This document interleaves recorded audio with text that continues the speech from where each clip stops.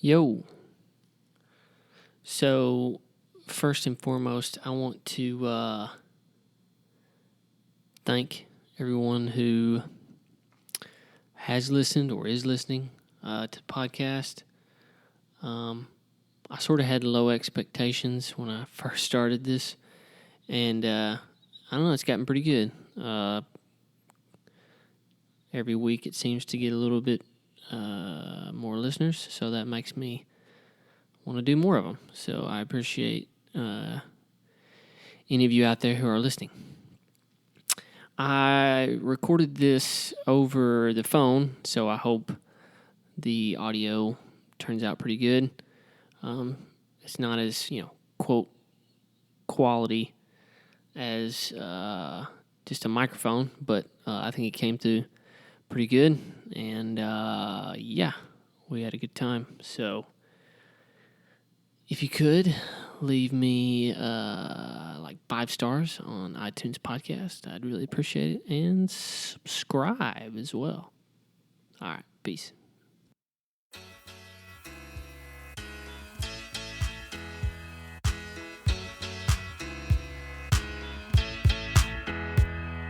My family don't see me more, that's growing up. And now they're calling me C4, I'm blowing up. So if we sitting on seesaws, we going up. Some people get going, but I love it when the going's tough. Too young to know enough, too old to play the part. Too cool for showing up, too dumb to say what's smart. So I'm a substitute, waiting for the game to start. But I ain't trying to get played like change your heart. Chuck Woolery, I host and rip the stage apart. And hopefully you're willing to admit that I have made my mark. And may I park and find me another ride. I'm letting Florence tell you how I feel inside.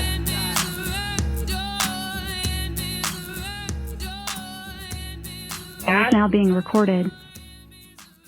Can you hear me?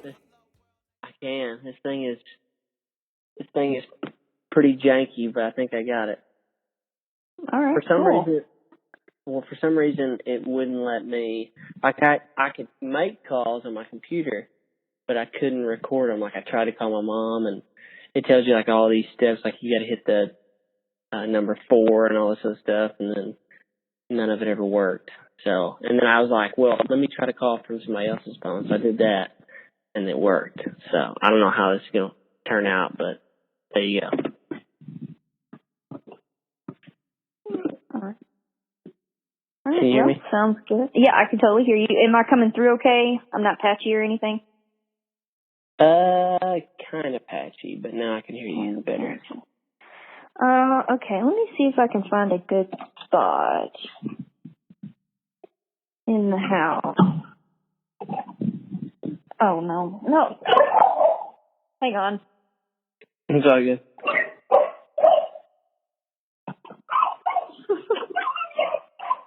Nailed it. Sounds like you got some real ankle biters there. I do. I got some intense security going on. All right, is this better? It is better. Yeah. All right. Well, then we'll do it right here.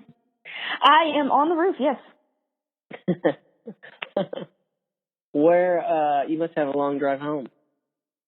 Or no? I don't have a long drive home. I left some papers on my desk. I'm on the 5th floor, and then I had to go all the way back up there, and then back down, and then out to my car before I left. So, added a little extra time. Where you work? I work for Click Studios Cabinetry. We manufacture and sell cabinets in the continental United States. I see. So for some reason I thought you lived closer by, but you live like, where was it, St. Louis? Is that right or no? Yeah, we moved to St. Louis last year. We left home. My husband works for an airline, so he could go anywhere in the United States. And I got a pretty good job here. Got a pretty good job here in St. Louis, so that's where we went. Oh, that's cool. Is he like a pilot or something? Well, he works with the cabin crew. He works like on the international flights from the United States, and he was hired specifically because he could translate from Mandarin to English. Oh, nice. So you can speak Korean very well, huh? No. I wouldn't say that I could speak Korean, no. Or did you say, what did you say? It cut out. Sorry, you're cutting out. Oh, goodness, I'm sorry about the patchiness. He speaks Mandarin Chinese. Oh, okay. It sounded like you said Korean, and I was like, oh, maybe she said Korean. He is from China. Well, how did you meet this lovely gentleman? He went to school at ASU. Oh, and he just swooped you off your feet. Well, sort of. What happened was I was working at a restaurant, and he came in one day to eat, and then he came in the very next day and proceeded to do so until he worked up the courage to ask for my number. Oh, nice. So he just, where did you used to work in Jonesboro? Well, it was actually, do you remember Kieran Restaurant? Yeah, I do. That place is no longer. Yeah, this is years and years before the controversy. When that happened, okay. Yeah, everybody who had ever worked at Kieran was like on the phone with each other, like texting like the play-by-play, like we wanted to know how it all went down. Well, like I don't even know. Like you probably have better knowledge of what happened. Was it like the guy was holding the counter girl like hostage, or what was it? So the way it was explained to us, now by the time we had already left at this point, we hadn't worked there in years, and it was a different manager whenever we worked there, and it had changed hands at this point, like twice since like I had left, and so I never knew this. Yeah, I never knew this guy that got in trouble with the police. But he would have like different immigrants working there, like under the table. And they would change like every few months. And I suppose he was like part of this underground operation where like immigrants would stay with him in Jonesboro and work in his restaurant until they could be transported to another destination, something like that. And he like wouldn't pay them. So they were illegal immigrants who had been smuggled into the United States. Oh, wow. And had somehow found their way into Jonesboro.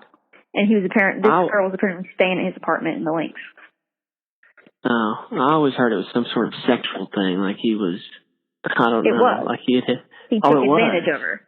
Yeah, he took advantage of her in her situation because, I mean, was she going to, I guess she finally did tell the police, but I suppose he had her scared or something. Well, yeah. She was going to get deported. I don't know. Okay. That now makes sense. I got you. So he worked up I can edit this out, by the way. Whatever you say or whatever, if you don't like it, I'll edit it out. So this is just basically me and you talking. So it's up to you. It's your podcast. What made you want to do on it? Like I've had a lot of people come on it. This first one I've actually done over the phone, so hopefully it'll work. But I hope so too. Did you listen to any of them? I listened to all of them actually. Did you really? I did. Oh, cool. I listened to them and I liked them, but the reason I wanted to come on is I actually listen to a lot of podcasts and Audible while I work. So. Oh, nice. I wanted a piece of the action. What do you listen to any like specific ones that I might know or no? A lot of what I listen to is through Audible, and they're like channels, so they'll have like a series. There's one that I've listened to all of them on. It's called The Dark Web. I would suggest that one. Yeah, and it gets it's crazy. It goes into like Bitcoin and the really bad side of the web and how Bitcoin ties into how people do human trafficking online. And, it's illegal sales of drugs and guns and a lot of other horrible things and how Bitcoin is like the centerfold behind that. For real? For real. And it explains how Bitcoin came to be. So this is not just some sort of conspiracy. Like this is like, I always thought Bitcoin was just some sort of I don't know, internet cryptocurrency, and that's what's going to eventually take over. But I actually almost invested in it, like when it was really low, and I sort of kicked myself that I didn't, but I never did. You should have. I know. You can actually mine for Bitcoins, which is how they validate the Bitcoin. So let's say it explains it a lot better. They call it mining, but you're actually using a supercomputer to run a program to solve a series of algorithms that confirm that specific Bitcoin that was used in a transaction was legit. It's not a copy of that sequence of code. They're confirming that sequence of code was used just once, and it hadn't, it's not being used over and over and over again. Do you think it'll work though? Like I've read on it, and I don't know. I was talking to my financial advisor or whatever, probably a few months ago, and I was like, "What do you think about this Bitcoin?" He didn't think it'll ever work, but he's older, so I don't know if he just doesn't he knows about it, but he just doesn't think it'll work. I don't know, like the stock market or something. I don't know a whole lot about it, so I don't know. It seems like someday that's what will work because everything's sort of going to non-cash anyway. So I don't know. It's going to non-cash, yes. The thing about Bitcoin is it's anonymous transaction. You can't trace a Bitcoin back to someone. But you can cash out the Bitcoin anywhere you want, but you can't, it doesn't show where that Bitcoin was spent or who spent it. But you can cash it out. Yeah, and you have a debit card and you can use it, but you can't tell where it came from or where it went. It's completely anonymous, so that's why Bitcoin is used in the dark web because it's non-traceable like cash. That makes sense. That does make sense. That's not the only type of cryptocurrency. There's others now that started out as jokes. Really? Like the Dogecoin is one. You remember, the Doge memes with that little yellow dog? It's LOL, much meme, much laugh or something like that. Yeah. Yeah, they have a Dogecoin, and it's actually worth not quite as much money as Bitcoin, but it's worth money. I think if Amazon or somebody like that accepts Bitcoin, then I think it'll take off. But until then, I'm not really. I don't know. I'm still sort of on the fence about it. I mean, it may work. I don't have. Maybe I just don't know enough about it. Maybe that's it. Well, you can get a Bitcoin wallet, and then they will send you a debit card for your Bitcoin that you can use to spend your Bitcoin. Oh. And then you can enter that information in on the internet just like you would any other debit card. But I can only use it at 7 places, right? It doesn't. It's a debit card, so it would work. I don't know. You could enter it in. I think it's a Visa debit card or something like that. But it's powered by Bitcoin. Well, that's interesting. See, I already learned more in this one than I ever thought I would. Not that I didn't think I would learn anything, but I didn't think I learned about Bitcoin. Well, I mean, that's not the only podcast I listen to. I listen to a lot of them. Some of them there's one called Extra Credit, where this guy takes his son all over the place to teach him things that he's not learning, like in a Texas public school, which is quite a lot. Oh, really? Yeah. It's stuff about native history and stuff like that, stuff that they don't go very deep into. He takes them all over the country. Yeah. I listened to one of my friends recommended to me, and it's I forget the name of it. It's a serial.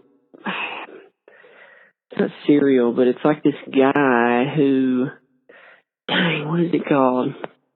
I'm going to be pissed now that I can't remember it. But it was basically about this redneck who was gay in Alabama. And I know it sounds kind of sketchy already, but I listened to the whole thing and I thought it was I didn't think it was real. I thought it was it was just some story that this guy made up, but apparently it's not. If I could freaking remember the name of it, you'd probably like it. But it's a series. This guy documents where he talks to this really, really smart guy in Alabama, and he ends up, I won't give it away, but he ends up doing something, and I don't know, it's pretty cool. But I thought it was I thought it was like a big. I know that I basically explained nothing there, but I'm just saying like I think you would probably like it. So if I can find it later, I'll send it to you. And you might even know what I'm talking about. So. That sounds really interesting. Yeah. Anyways, so I think you wanted to talk about, or you said something about talking about like a testimony for moving, where you got like a story, or you just think the environment's different, or that's what I gather. I think you think that it's different or something, right? I wouldn't necessarily say that it's different, but moving north. Have you ever north. moved away from home, like just moving away from home at all? And I suppose I have. I went to go from. Yeah, I went to a college in Nebraska for 2 years, my last 2 years. But it's kind of like just a more northern version of the South. Like it's a lot of farming, but they're a lot more. I mean, it's still sort of conservative, I guess you could say. But it's not still a red like state. Yeah, but it's not like super, Jonesboro, Arkansas. You know what I'm saying? Like it's not like, I don't know. It's not super conservative, but it's not like super liberal. It's kind of like I don't know, in between. But my wife is from Minnesota, and that's like straight blue. So I get I get the both parts, I guess. I wouldn't necessarily say there's like a lot of differences. Some of them are good. Like there's a lot more to do up here. But I guess my story was if you've never moved away from home like permanently, like not for college, not staying in a dorm or on campus or anything, but Correct. So I decided that I got mad at where I used to work, which was Home Depot. I designed kitchens for them. So I decided we were breaking up, and so I started looking for another job. You broke up with him? I broke up with Home Depot.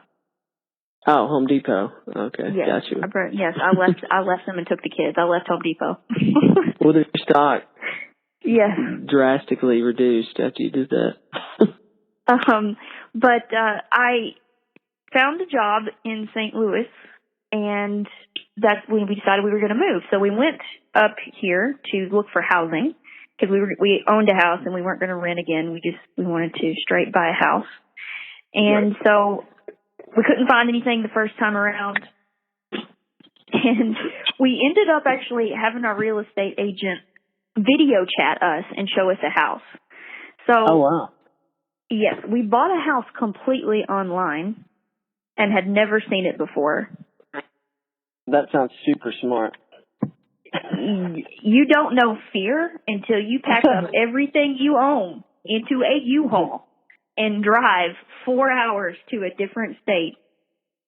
And you've never seen the house until you stick the key in the door and walk inside.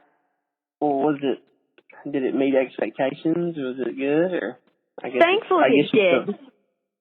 Okay. Because if it wouldn't have met expectations, or if it was like really bad off, like not how we saw it in the video and everything, I knew I was going to catch hell from my husband about it, because this whole move was my idea. So it was on you. Yeah, it was definitely on me. I mean, we wanted to move to someplace more central because we were having to drive from Jonesboro to Memphis to so he could catch a plane. Right. Yeah, that seems like it was like balls. So he just flies out of St. Louis? Yes. Now he just flies out of St. Louis. We live like 10 minutes from the airport. It's amazing. Wow, that would be amazing. So does he get like special deals, or? We get great deals. The airline definitely takes care of us. Cool. Well, so you just feel, do you feel more like it fits your personality there? I guess, is that what you could say? Or you just... Well, my experience was a little bit different. Like, I thought I would make friends at work a lot quicker, and that was not the case. Like, I've been there a year, and like, not a day goes by that people do not give me hell for the way I speak, like every day. And I'm not talking about customers. I'm talking about grown women. Really? They stop mistake. Well, I mean, not that they're mean. They're picking on me just to be fun or to joke around. But I thought the joke would get old by now. Yeah, it seems like it would be annoying. Crayon came up, like the way I say crayon, they say like crayon. They don't even say the O. They're not even saying the O. Crayon? Mm-hmm. Crayon. I would say crayon. Crayon. I would also say crayon. But it's just little things like that. So they make fun of you. I was really surprised. Southern accent. Now, I'm not saying that they're malicious in any way, shape, or form, but they definitely ask questions. And when I first moved up here, they kept asking me, they was like, so where are you from? And I told them, and they're like, oh. And then they're like, so where did you move to? I said, I moved here to St. Louis. And, if you're in Jonesboro and somebody asks, like, hey, where are you from? And you're like, oh, I'm from Jonesboro. And if they went, where at? And it's like, well, about 10 minutes from here. That'd be a typical answer. 10 minutes on that side of town, or 10 minutes up the road behind the Walmart. Yeah. A very simple general answer. So I told them, they would ask, where did you move to? And I said, here, about 15 minutes away from work, because that's where we were. And they went, yeah, but where? And I'm like, I haven't invited you to dinner. They wanted like a specific geographical location. And I was very shocked. Do you want the latitude and longitude, or what do you want? I feel like like when I went to college in Nebraska, like their accent is just northern. Like I feel like if you went like 10 miles or 15 miles south of where I went to college, like it wouldn't be northern. But like it's like there's like no accent. It's kind of hard to explain. Like, but yeah, I get crap about my accent all the time when I went to college in Nebraska. Like people always would say something. But I mean, I don't know about every day, but I mean it was sort of a joke. But I mean, I think people, I don't know. Maybe there's this misconception about people from the South just because of the way they speak. It's like people they think their intellect is less than, I don't know, a Northerner or something. Or everybody thinks we're, what would you say, come out of a back alley or something. Hillbilly, there you go, redneck.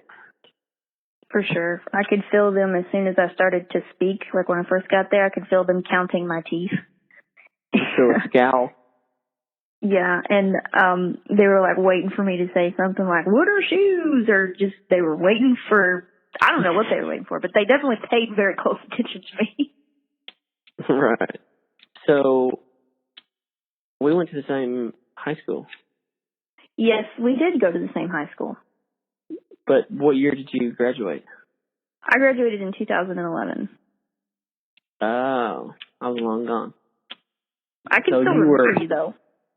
You do remember me? Oh, God. Of course I do. Is it bad, or I don't know if that's bad or good? Well, we didn't have too much interaction while we were in high school. So, right. I mean, I don't remember anything bad, but I mean, I remember seeing you in the halls, but you were quite a bit older than me because our high school it was all one school for like 7th through 12th. There wasn't like a middle school or a high school, so like everybody was in there. Right. It was all crammed together. I'm going to have to hang on. There's someone come in, so I got to put you on hold for a second, okay? Cool. So we went to the same high school, and everything was under one building. That's where I remember. Yeah. So we went to the same high school. 7th through 12th was in one building, and we had the same teachers for pretty much everything. Like, I don't think anybody changed from the time you graduated until I graduated. No. I don't know if they even, like now, I think everything's under one roof. Like they added on, like the elementary is connected to the high school, and it's like they tore down the lunchroom, and I don't know. Mm-hmm. I don't know if you were there when they did that or not. maybe you were. I was there when they tore down the old lunchroom and then the choir building. Do you remember Miss Kane? Yeah. Did she, well, you were in choir, huh? I was in choir and band, but they weren't really choir or band. It was kind of just chaos. I don't know how it was. Kind of all meshed into one.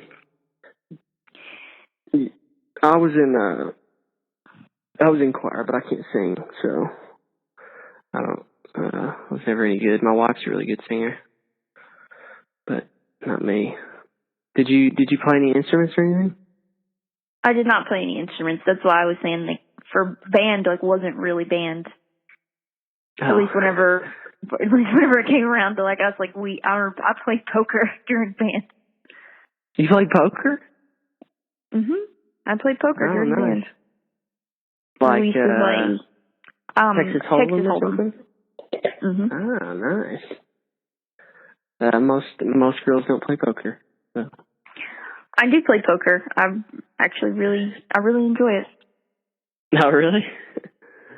Well, that's cool. I haven't played poker. Well, actually, me and my buddies played poker here a while back, and it was like for like, I don't know, $50, and like I was like the second to the last one in, and I went out and didn't make anything. But anyways, bad memory. Correct me if I'm wrong. Am I the first woman to do your podcast? The first what? Am I the first woman or female to do your podcast? Yes. Yes, you are. Wow. That's kind of crazy. Yeah, I don't know. I feel like most girls haven't wanted to do it or don't want to do it. I don't know. I've had a few message me about wanting to do it, but I think you were definitely the first one. I feel like most people get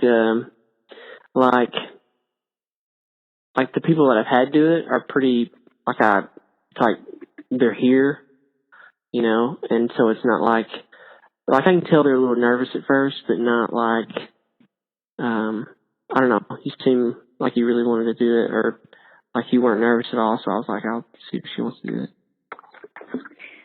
Not really nervous. I do hope that the content is interesting enough to listen to. I don't know how interesting I am. Yeah, that's true. To listen to on a podcast. I think it's not so much about like it's more like of whether or not stuff's relatable is what makes it interesting to me. Like if it's relatable, like I'll listen to it. Like, yeah, I like funny stuff, but I don't know. If they're talking about stuff that I couldn't care less about, then I don't really. Like if they're talking about motorcycles or something, like I don't have anything. I don't know. Does that make sense? No. It does make a lot of sense because what I enjoyed when I listened to some of the previous podcasts from Just Go With It, would be that a lot of the stories you told were kind of relatable, like because you talked about in one how you got caught by the cops jumping through all the cotton bales and stuff. Yeah. Did you ever do that? Not personally, but I know some of my friends did. And, we were really? younger. Hell, they may have been running around with you guys that day. I have no idea. Did you live in Bay? Like, I live just outside of Bay. So, like, outside of Bay, like on CW Post Road is where my parents were. And you take, like, the back roads straight to Bay. It was pretty close. So did you ride the bus, or the bus didn't probably go that route, did they? Well, we got driven most of the time, and then whenever I was old enough to drive, I became the driver. Nice. What did your parents do for a living, or do? What do they do? My dad, he actually owned a construction business, and he poured concrete, did a lot of other things. And that's kind of why my mom, she stayed home with us for the most part. Oh, cool. She'd have an odd job here and there, but she didn't have a career or anything. Right. Well, my wife is she took like an accelerated program for like teaching or whatever. And but right now, I mean, she's pretty much just stays home with Nash because I don't want her to like work if she doesn't have to. Like I'd rather her stay home so we don't have to pay a lot of money for daycare. It's almost like breaking even. Like you either go to work and pay money for daycare, and I don't know. I'd rather her just stay home. I guess what I'm saying is like if we send our kid to daycare, the money that she made from teaching would pretty much just go to that. So it's just like might as well just stay home, you know, with her kid. She couldn't teach somewhere where they had like a daycare program or something for younger children? No. Hang on a second. Are you there? Okay, sorry. So you were saying that your wife stays home with your son Nash, right? Yep. So Nash is not, he's not even 2 yet. So basically, if we put him in daycare and she got a job, right? All the money that she made at that job would pretty much go to pay for the daycare that he would be in. That's fair. That makes sense? Yeah. So she just does an in-home daycare and makes money that way. Okay. Well, that makes sense. Yeah. You plan on having kids? I do not know. Really? No. It's just me and my husband. Just for, you think that's final, or you just don't know? Well, I can't, so yeah, it's final. Oh, you can't. I'm sorry, I didn't mean to touch on a sore spot there. Well, I'm living it pretty good. I got a good job.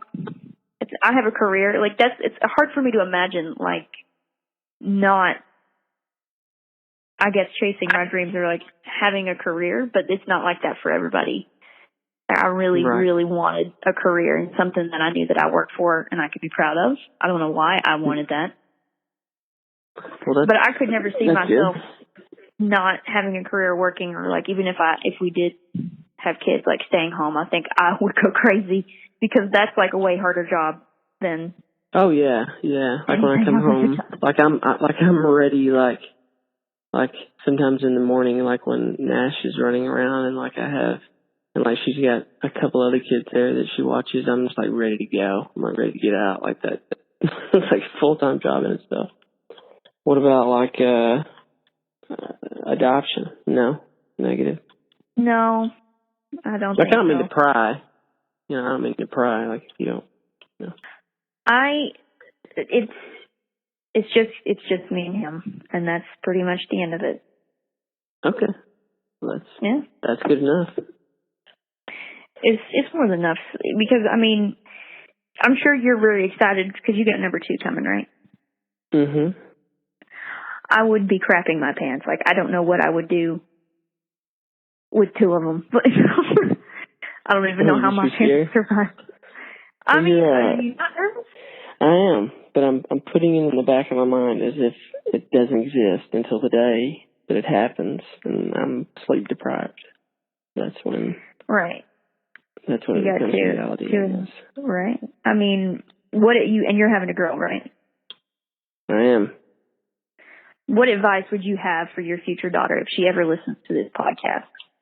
Oh, Jesus. Don't listen to me. I don't know.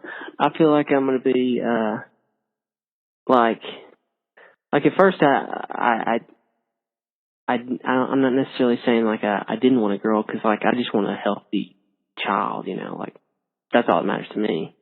But like I'm more nervous about having a girl than I am, you know, with Nash, because like I feel like I've been through it. Like I know what to tell a guy, you know, my son. I feel like I know what to say. But like with him, or with her rather, it's like I don't know. Like I'm just any guy that looks at her wrong or whatever. I feel like I'm gonna be like, I know I can't be overprotective, because like if you're overprotective, I feel like they go like the opposite direction.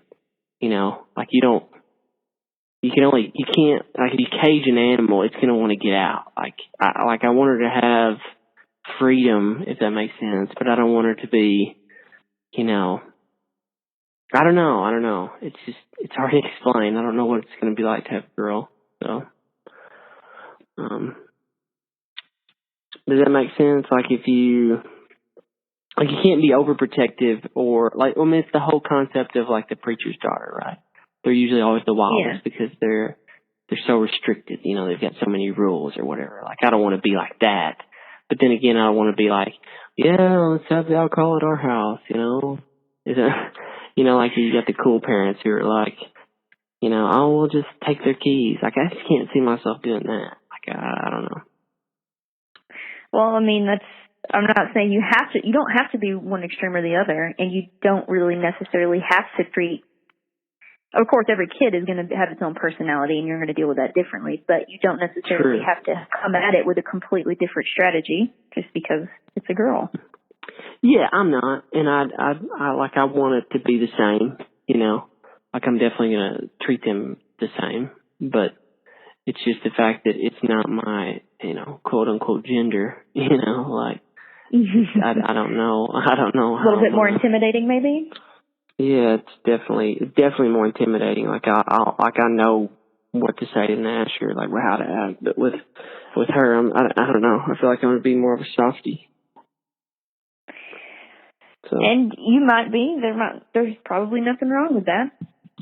But no, I mean, there's probably nothing the wrong nervousness you feel now, like I would feel just as nervous with any human, like any tiny human, like at all.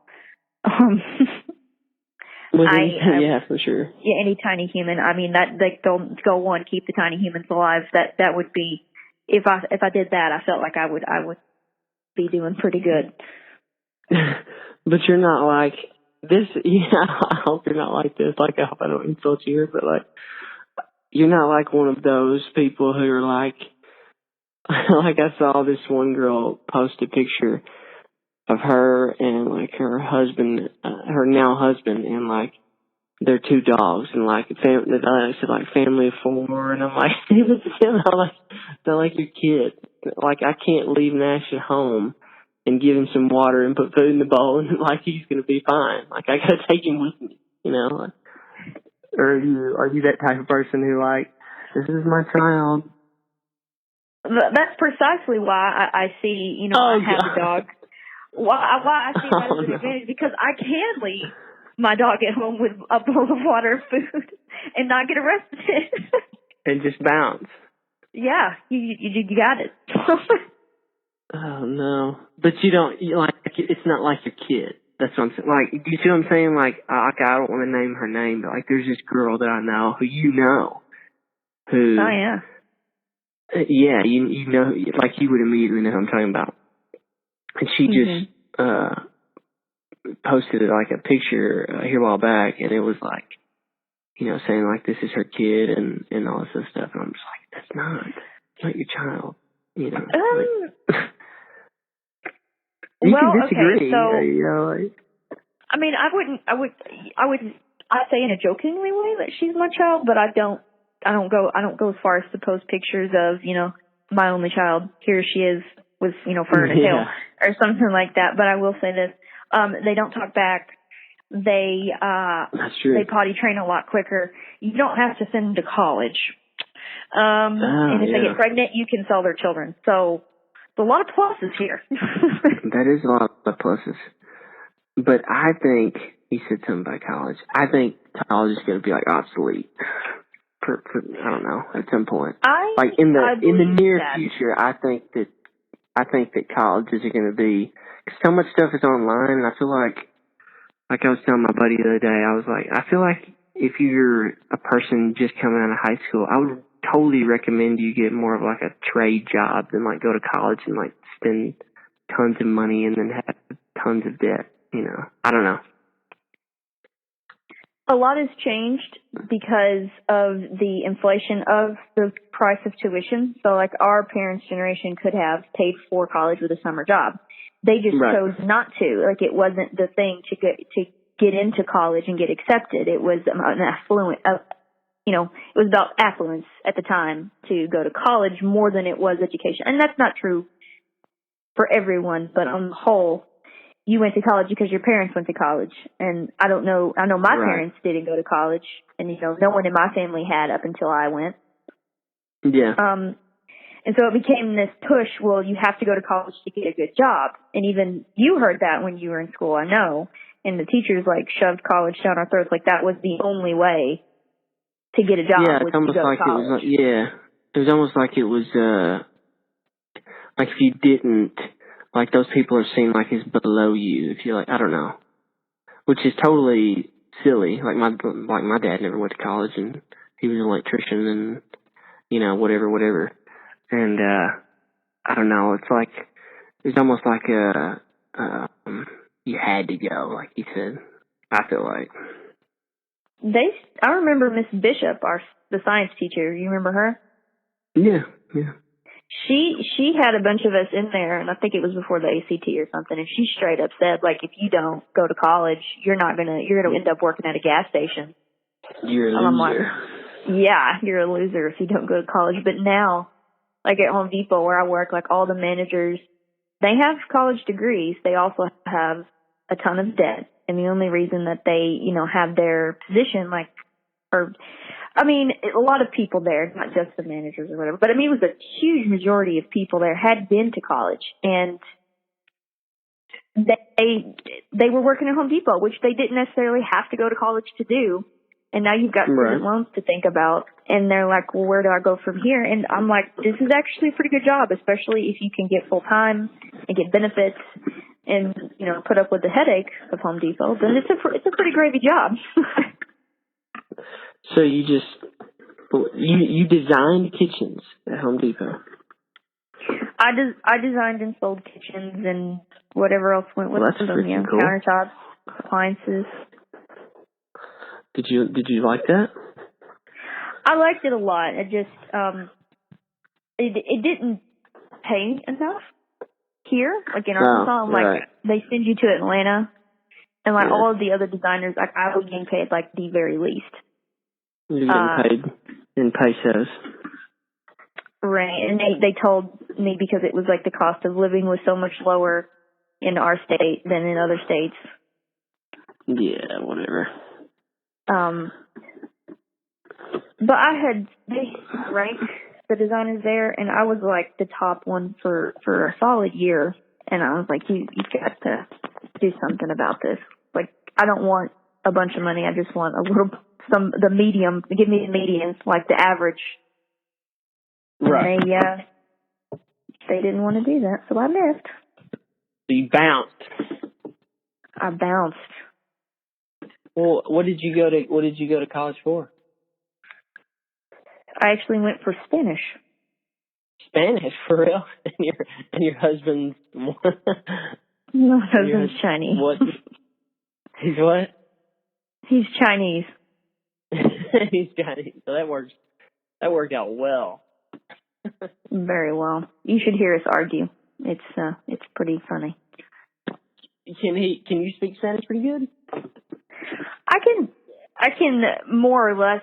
I can say certain things, but I'm not going to carry on a conversation about the episode of The Voice that was on yesterday or something like that. I say pretty basic things. Where are we? Where are we going? I'm hungry. Shut up. I know you can understand me. You're wrong. Yeah. Sí, señor. That's about it. What made you want Spanish? I can speak pretty good. What made you want to do, when you got out of high school, you just thought, you know what, Spanish. That's what I want. I did really well in Miss Vestal's classes for Spanish. I couldn't stand Miss Vestal. But I don't think she liked me. She probably liked you. She loved me. Did she really? When she would because I wanted to learn. When she would turn around, and I probably shouldn't be telling this. So when I went up, sometimes I wouldn't even have a question. But I would go up to her desk, and then when she was like I would just come up with a question as I'm standing next to her, and then I would set the paper down, and then she would be looking at it and, you know, basically telling me what to do, and I would be like looking at the class like and acting like I was like rubbing her head or or like spanking her or something like that. Oh my gosh. I know, like it was bad. Like she would, and then when she would look at me, I would look right back at her like I was paying attention, like the whole time she was talking. But like, I had when I would hand her the paper, you know, she would look down, and then I would just, you know, act like I was spanking her or something crazy. I was kind of like I wasn't like a bad student, like, but I was like I always told the line, you know, of, if that makes sense. Like I always got good grades, you know. Yeah. I always got good grades. But I mean, like I wasn't like criminal or anything, you know what I'm saying? I guess I was semi-class clown, you know. I could see that. Yeah. I bet you were like super straight-laced. Oh no. You weren't? No. You got in trouble? I didn't get in trouble, but here's how my high school experience went. I guess like if you ask people from my class, this is probably what they remember about me. But okay. At one point, the governor of Arkansas decided that the schools did not need vending machines anymore. You know, cut the kids off from food. Do you remember this? So stupid. Yeah. It was very stupid. So I got the bright idea that was right after we got them. Right. So, like, we get these vending machines, and then they take them away. Yep. A lot of the kids that went to school there bought their lunch out of the vending machine. Yeah. I remember my buddies buying chips and whatnot, and that's what they would eat. Yeah. That's what they would eat.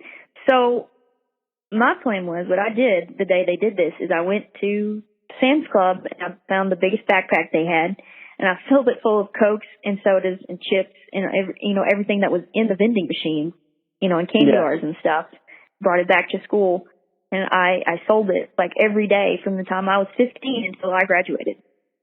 Are you serious? Yes, you weren't there to purchase from me, but wow. I did that every day, and I made a crap ton of money. I remember I was making $75 every day, and then I would leave school and go to work at the restaurant. Are you serious? You made $75? Uh-huh. Straight up cornered the market on that hoe. I did. Oh, that's freaking sweet. That's like a high school entrepreneur or something. Yeah. So I guess selling things is kind of just what I was good at. What made you like when they shut it down? Did you think this is my chance? Like this is what I wanted to do, and now I get it? Or what, did you just think I don't know, just see an opportunity and? I definitely saw an opportunity. Like it hit me because everyone was complaining. What am I going to eat for lunch? Where am I going to buy chips and Coke and stuff? And I was like, huh. I just picture you in the corner like this raincoat on, and you open it up and there's all these goodies or something. That's exactly how you should picture it, and that's exactly how I hope everyone pictures it. So you just do you remember So-Called Recess? Yeah, I love that show. Yeah, the hustler kid, he had the raincoat jacket, you need a hall pass, and he opens up his jacket, it's all these hall passes. That's you with red hair. Yes, it is.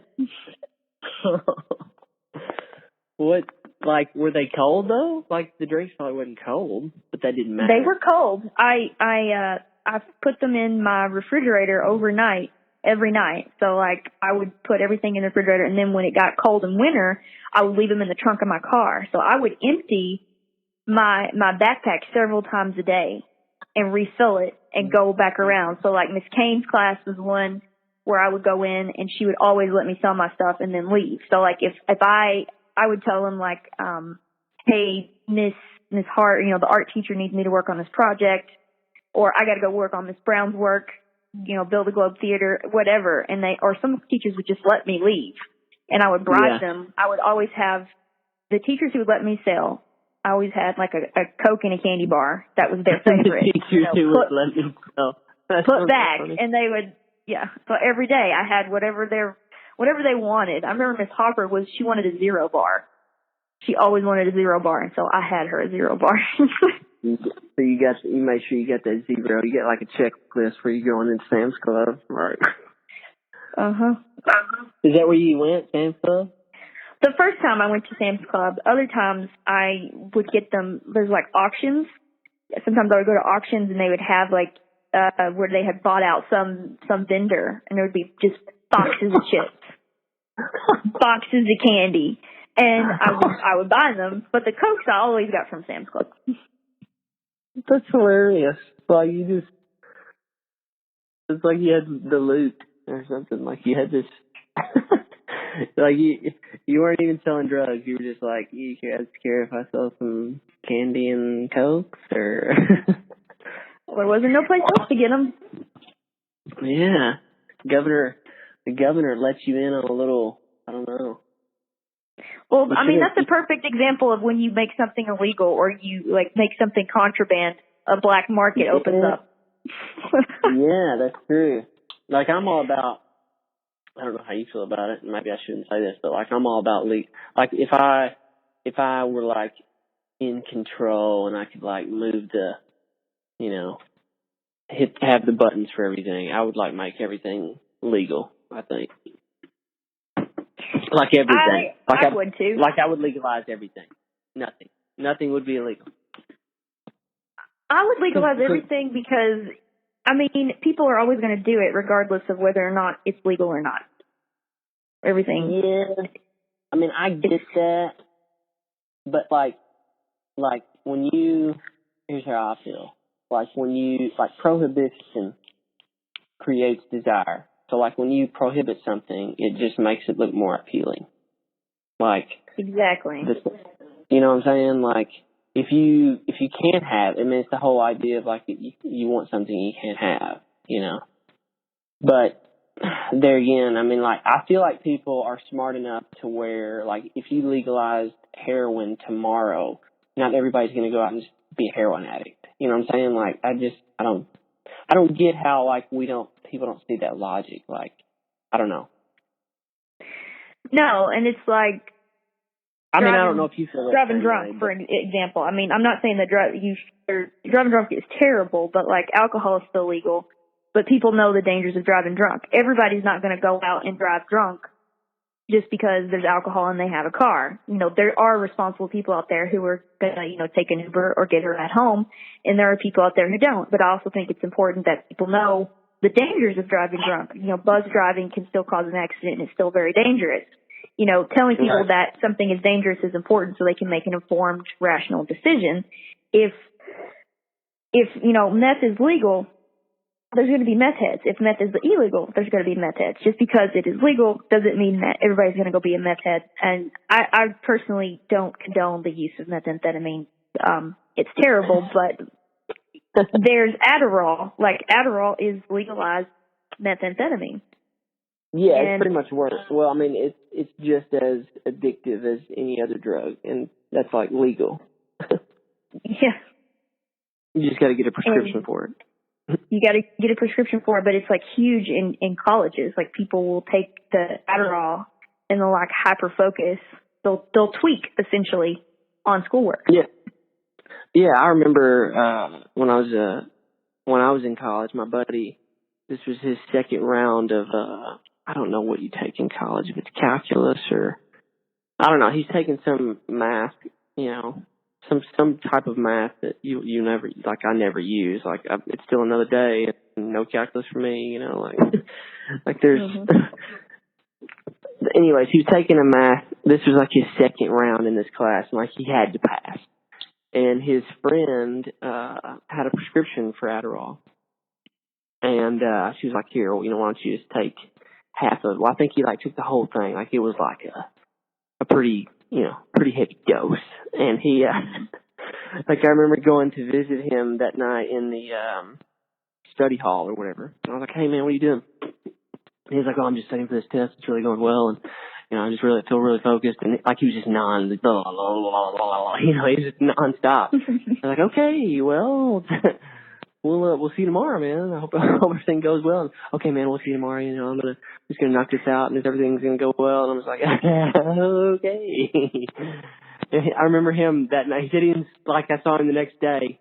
He looked like I don't know, like a hammered shit. Like somebody just beat the hell out of him or something. And he was like, "Man, I counted like there was ceiling tiles on the top of in his room in his dorm." He said he counted every one. He didn't say points that night. He was like, he was in the zone that night. And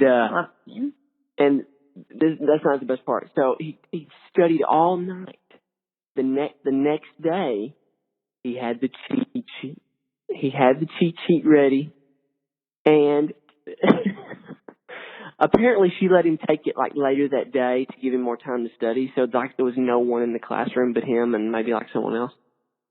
And so he's taking the test, and he's like, I think he's doing pretty good. Like he's gonna pass, but like he's got the cheat sheet, right? So he, I think she walks in and it like just randomly, like it falls onto the ground, and she sees it and basically flunks him because he has the cheat sheet, and so he has to do it again. Yeah, so he stayed up all night, cramming for this test, and he was gonna pass, and he failed. So she flunked him.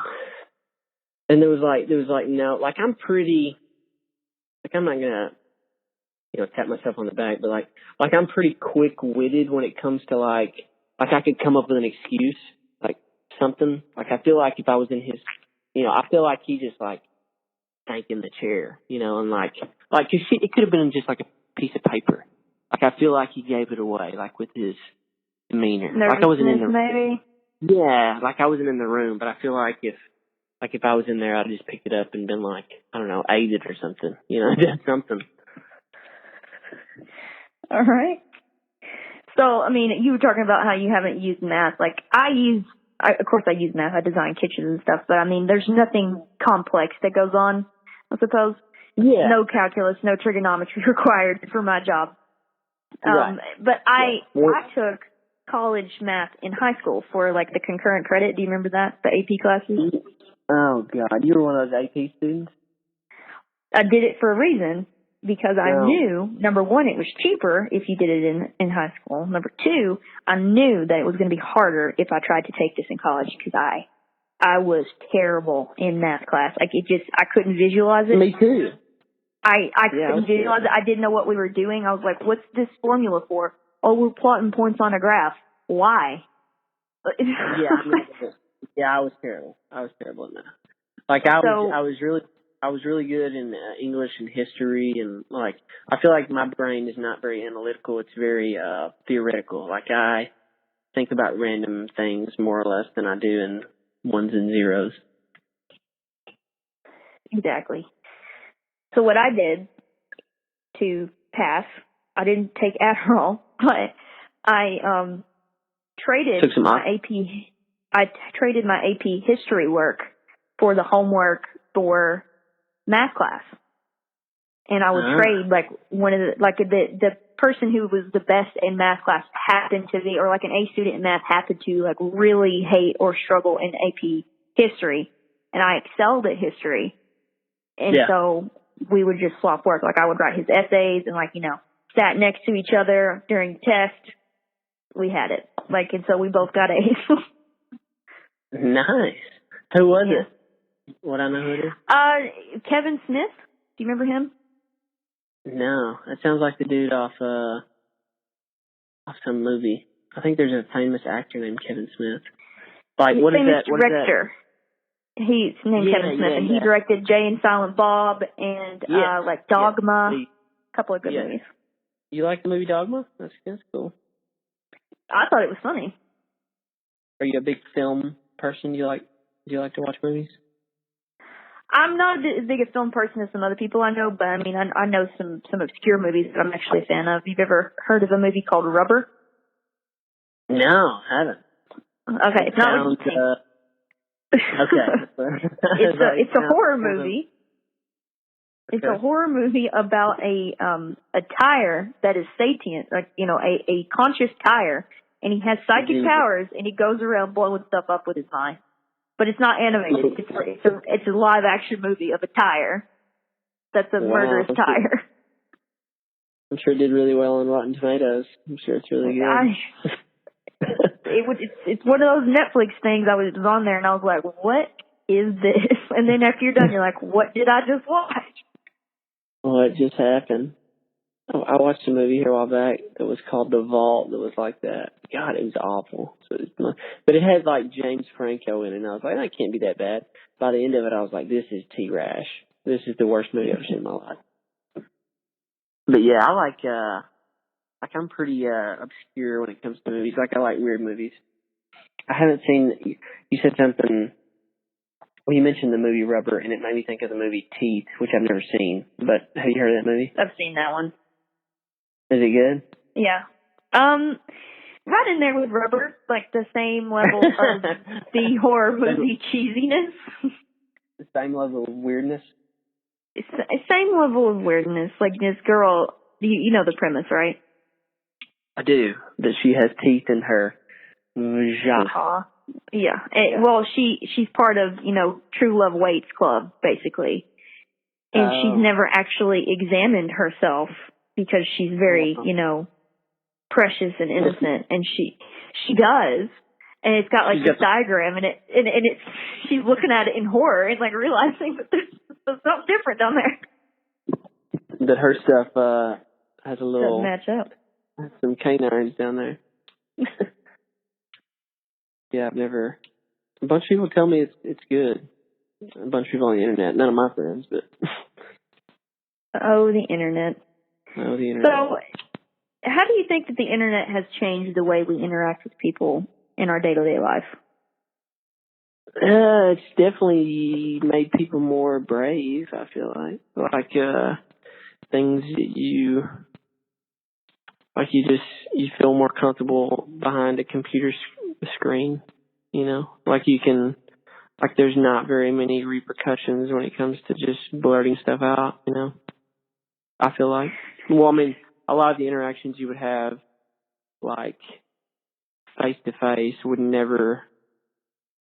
Some of the interactions you have face-to-face are totally different than they would be online. Like, some of the stuff you say online, you would never say to someone in person. Something actually happened recently that blew my mind. Before we start, do you know what 4chan is? Yeah, isn't it I know it's a group that does things. Like, I do know that. It's on the internet. I don't know is it like a prank group or is it like a hacking group? Essentially, sort of along those lines. It's basically the boys' bathroom graffiti of the internet. Okay, so like if you wanted to ruin someone's, you know, day, life, week, month, whatever, you would put like for a good time call and then their phone number in the boys' bathroom or on like the bathroom stall. You know what I mean?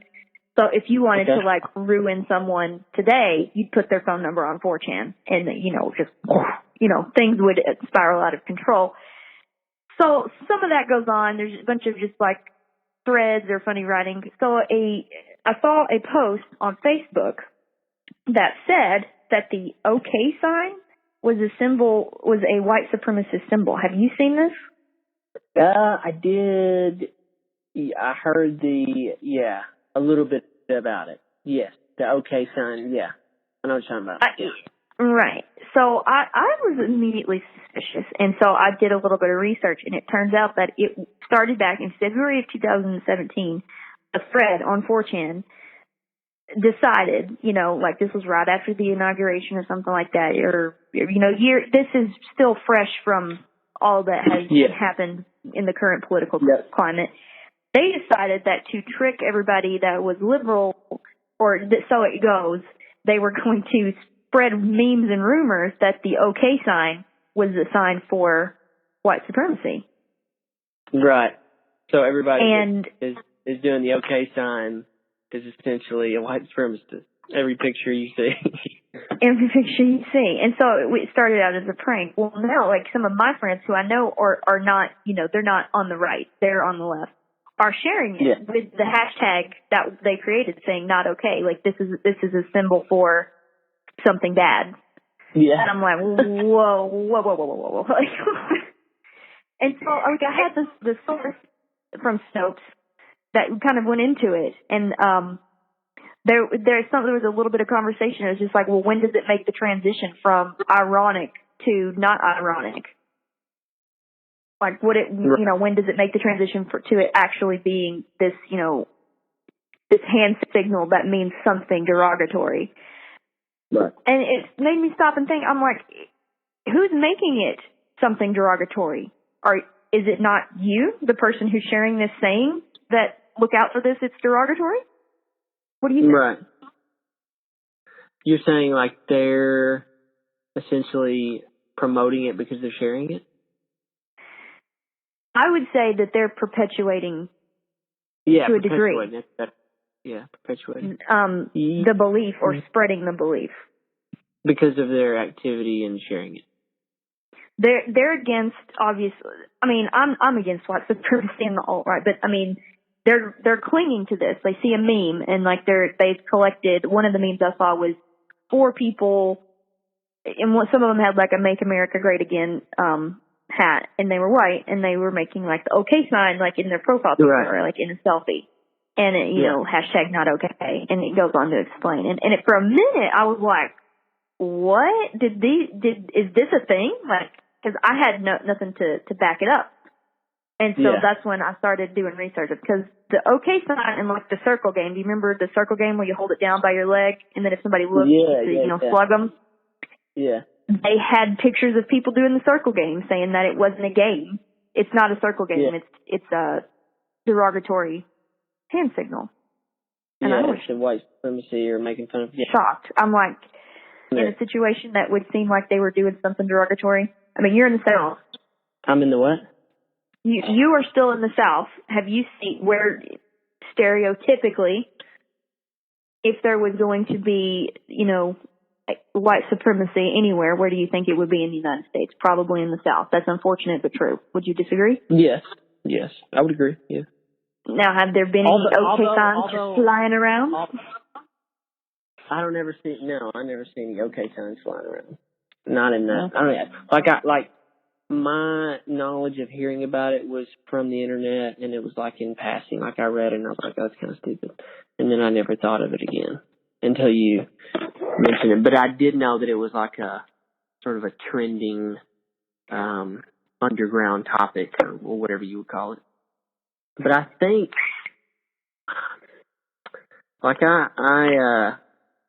I think unconsciously people are just as racist. Like, if you're a racist, I feel like you're a racist whether you live in the South or the North.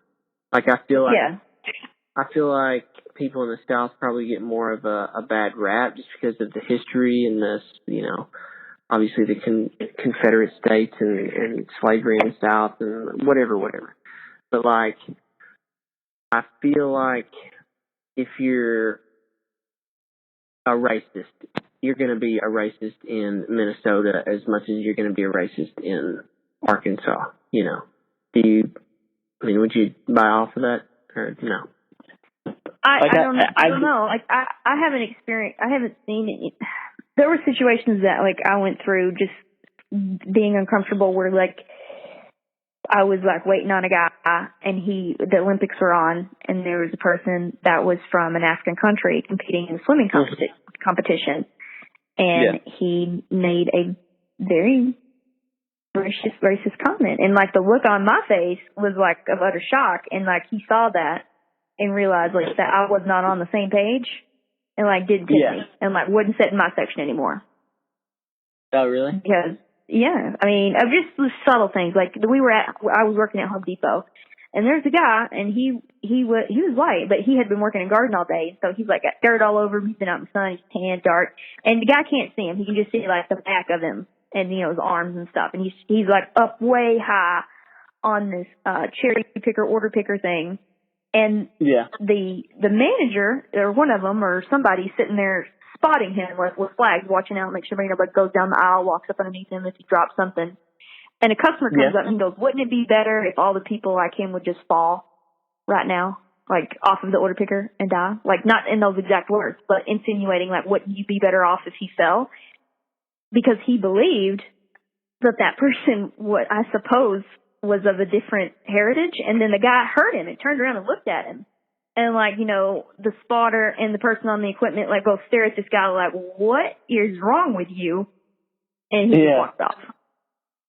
So they thought he was black, or I think they thought he was Mexican, maybe. I don't know.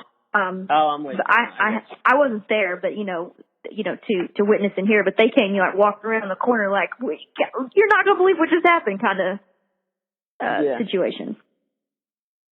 I think this probably may be bad for me to say, but I think stereotypes, like you talked about the black person swimming, I think stereotypes exist because most of the time they're true. And I know that may sound like I'm obviously not a racist, but like I think it's more of a cultural thing. That makes sense. Like there are certain things that my, you know, quote, white family, the typical white family would do that the typical Hispanic family would do. Does that make sense? You know, what I've learned, especially like through my marriage and just through life, is that the more we're different, the more we're the same. Like, I got my ass tore up growing up as a kid. Ethan got his ass tore up whenever he get bad grades as a kid. Right. At the same time, my family are Hicks, and they have chickens, and they have like a toilet and non-working cars in their yard. Like, they fit every last redneck stereotype except for the outhouse. They do have indoor plumbing. They fit all of them, and you know, Ethan is good at math. That's not a bad stereotype, but he is good at math. I mean, he's pretty good at math, so he's good at math. So, but I mean, like, he doesn't eat dog, he doesn't eat rat or cat, and you know, when we cook, it's not like super weird food. Like, but real Chinese food is just like, I mean, but the stereotypes that, for example, like Hicks are dumb, like, or you know, hillbillies are dumb. Not all of them are dumb. Like, you know, I myself I count myself to be pretty intelligent, but my dad, on the other hand, like, he can't read. Like, he's that's just kind of how it was. He just couldn't read. Like, I don't know. Yeah, but intelligence is a spectrum in itself too, I feel like. Because, like, my grandpa is not a very good reader, but, like, I would consider him one of the smarter people that I know. Like, I don't measure intelligence by what you can do on a test. Like, I always tell people, like, if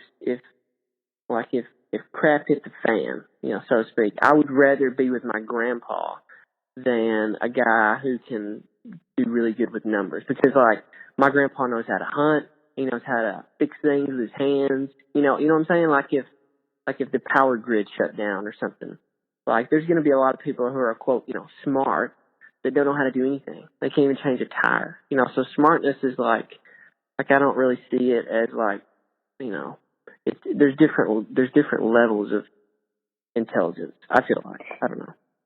You're absolutely right. There are different types of intelligence.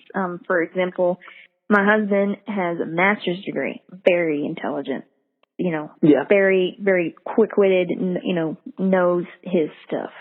At the same time, my dearly beloved husband, I caught him outside one day trying to saw, like, this gigantic piece of, like, plywood, essentially, in half with a hacksaw that you would normally use to cut PVC in half.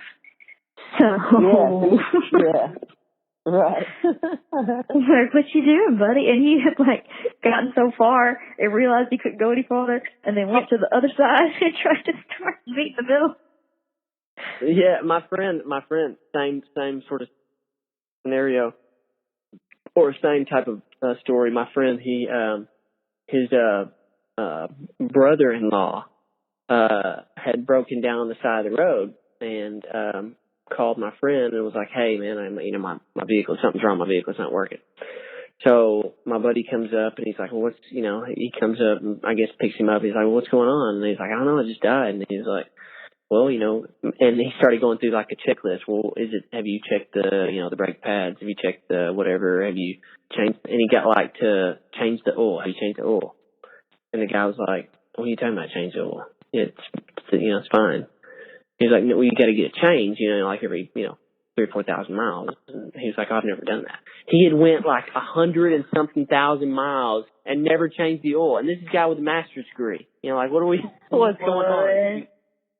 Yeah, like, does your mom still wipe your butt? Mom, don't wipe my butt.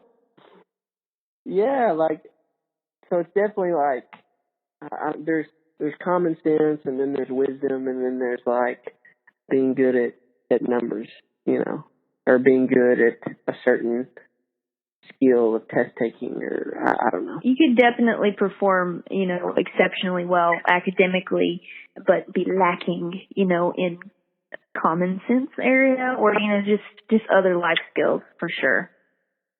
If you could pick one though, like you had like a choice of one or two.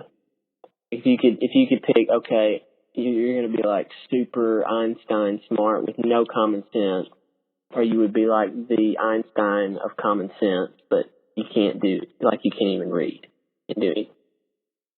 Oh, for sure, academically intelligent, 100%, 100% academically intelligent, and have no common sense. Like you can't change a tire. You can't. Yeah, because my husband is that right now, and he makes more money than me. We have a really nice house. We have 2 cars, and he got married and lives a pretty great life and can hold a conversation. So he's living it up. So you got it made. Okay. He's in a good spot from where I'm standing. Is all I'm saying. Right. Well, that's I would probably agree with you. I think I would agree with you. I don't know though. It depends on what kind of common sense it was. Because like common sense in the 1500s was probably better than computer smarts nowadays. Obviously there wasn't computers, but I'm talking about like being able to I don't know, to do things like if you can't chop wood, what kind of use are you in the 1500s? Does that make sense? Right. Literacy and back in the olden days was not as prevalent, and that was one of the main arguments. It's just like, why should I learn how to read when I can make a good living farming this land? Or, I could farm this land, but just fine. Milk these titties, milk these cows all day. Milk these titties. I can milk these boobies and be just fine. So I don't need to read. What do I need school for?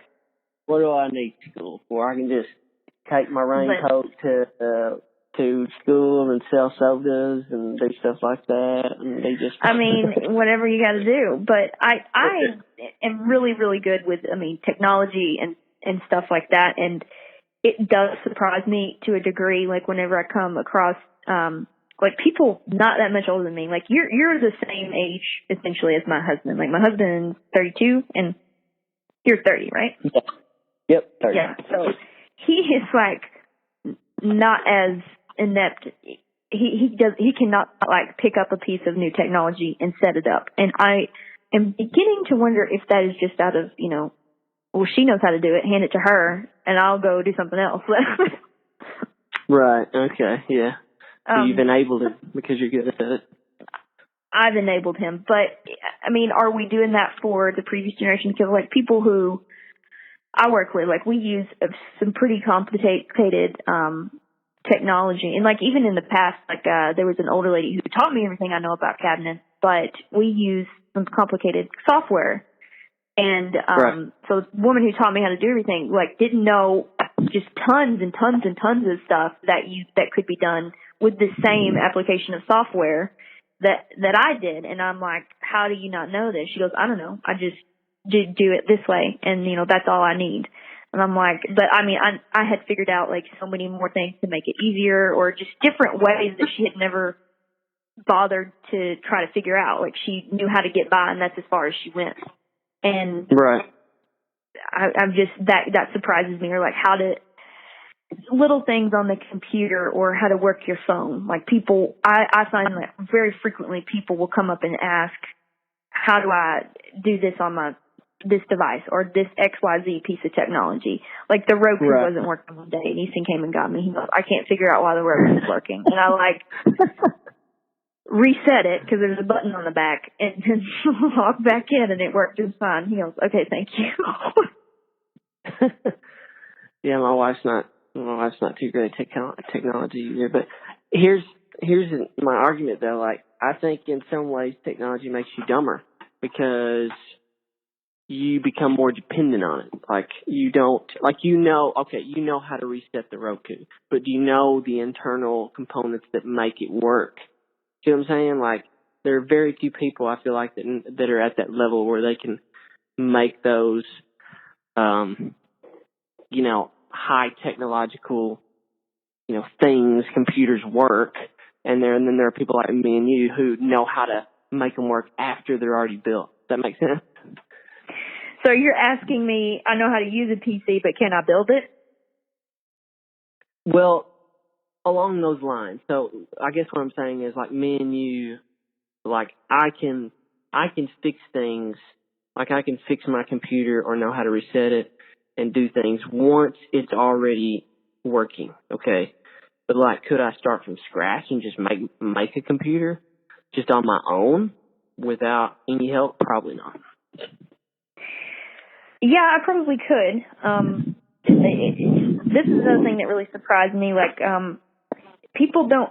If I had the ability to Google it, I mean, if you're asking if you could field strip essentially a Roku.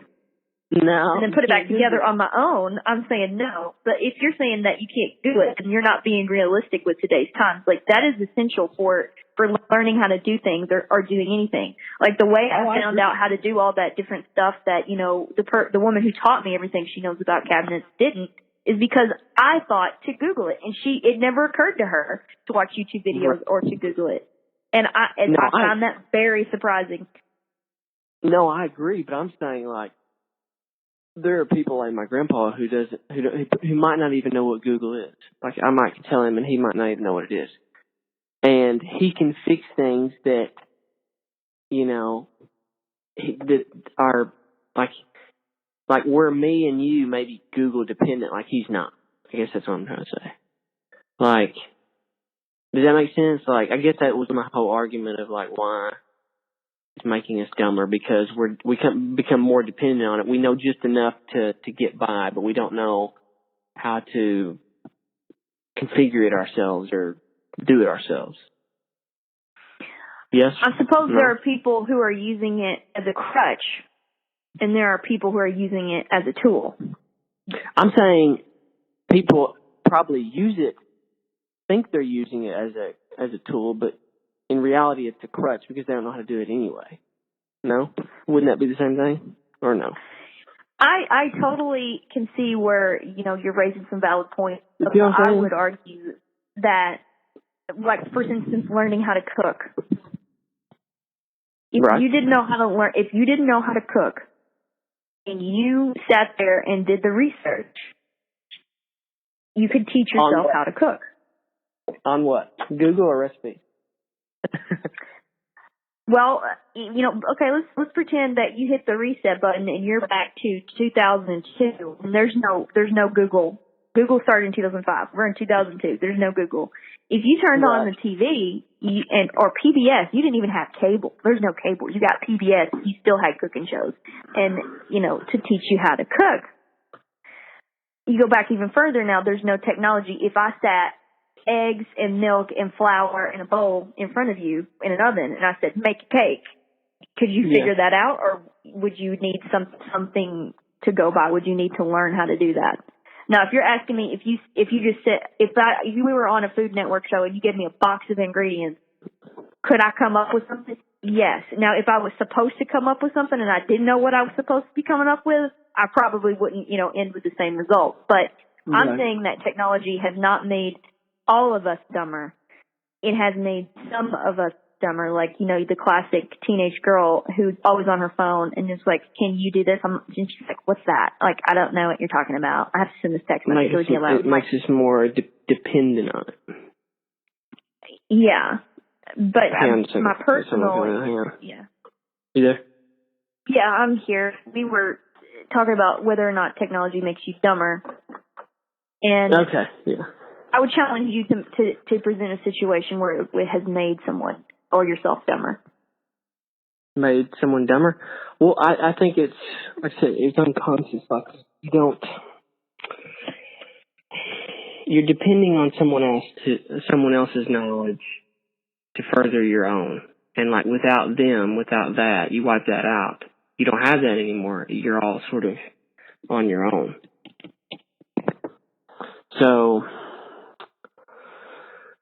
before we proceed, you just said you're depending on someone else and someone else's knowledge to further your own.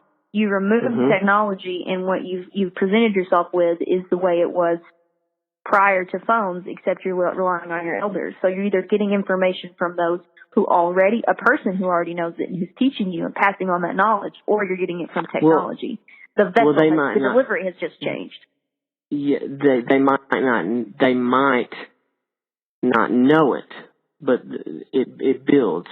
So, like, I'm a big, I don't know if you've heard of mimetic theory or heard me talk about it or not. But it's basically the idea that we imitate others' desires. Like, we never really desire things from a one-to-one basis. Like, I desire, a car or whatever it is, not because of its like, or we'll just use Michael Jordan tennis shoes. I don't desire Michael Jordan tennis shoes because of their like intrinsic worth. I desire it because Michael Jordan wears them. There's nothing really different in a pair of Michael Jordan tennis shoes. Like, so what I'm getting at is like we imitate other people, and that's how we learn as well. But when we imitate other people, they might not have a knowledge that's like complete. Like, I guess what I'm trying to say is like when you Google something, like you get the exact way how to do it. If you remove all that stuff, you may get a guy who can know a little, and then you maybe imitate something he did, and then you build on it, and then build on it. It's not like immediate. Yeah. Does that make sense? I've heard you talk about mimic theory. You don't actually want the stuff. You want to be like other people, essentially. So, I mean, like, you remove the other people, what would you want? Yeah, and that goes that I'm sort of applying that to learning, because I think all learning is based on imitating. So, the only way that you can do, whatever, name it, is because you've learned it from someone else, either consciously or unconsciously. Would you agree or no? I would agree. Everything. Yeah, go ahead. Because I'm needing to wrap it up. But can we pick it back up? Can I call you back because we got to run an errand? Yeah, well, I have to go too, so I got to close at 5. We're gonna wrap it up with this. The thing that separates humans from the rest of the animal kingdom is a tiger relies on his superior speed and stalking skills and his claws and his teeth to catch his prey, and his instinct. And a gazelle relies on their quick-wittedness, their alertness, and being in a herd to survive. Yep. And perpetuate everything. A human, on the other hand, if you put a human against a predator, they're not going to use their body and their speed and their claws and their teeth to defeat the predator. They're going to outsmart it. They're going to figure it out. Like a human's ability to figure it out, like in that moment, is where we started to build a society. The moment that a human picked up a rock and started throwing it at the predator to chase it away was that aha moment. The moment that a human discovered that they could create a fire, and then we built on that as a society. They discovered that they could throw rocks, and then they're like, okay, we can throw rocks, but maybe if we tie it to the end of this stick, we can beat somebody's head in with it, and kill the tiger. that's possible. I mean, I somewhat buy into that. I mean, I think it's very. I don't think it just happened all of a sudden. I don't know if you've seen the movie 2001: A Space Odyssey or whatever. The monolith. It's basically the beginning of the movie where 1/8 picks up the rock or whatever. But I mean, something happened in the evolutionary chain or whatever to make us. And I think what separates us mainly, and I will close on this, is language. Wherever language came in to where people can communicate or two entities can communicate, that's where the difference is. Like, so for instance, animals can communicate, but it's different. It's not the same language that we use, if that makes sense. So wherever language sort of came in, I think is where, I don't know. That's what separates us from the animals, in my opinion. I can see that. Well, we can, if you want to have me on another podcast, let me know. It's been real. I will, yeah. I appreciate you coming on. I'll try to edit this and I'll send you it when I'm done. So. Sure. Sounds good. All right. Thanks for talking to me, man. All right, later. Bye.